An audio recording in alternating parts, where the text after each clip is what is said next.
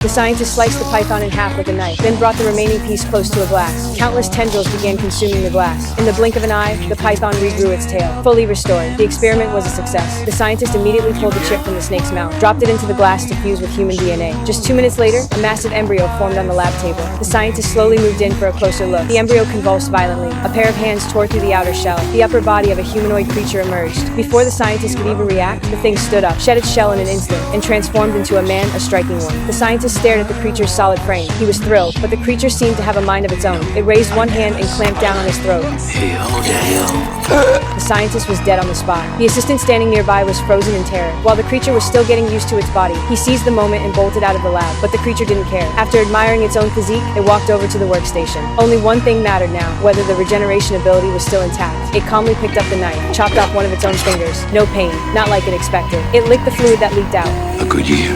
then pressed the severed finger against the glass on the table, restored in the blink of an eye. Once it confirmed the power was still there, a bold idea took shape. After disguising itself, it headed to the biggest bar in town. The goal was simple: find a mate to reproduce. A singer was performing on stage, moving with a seductive grace. One look, it decided right then, she was the one.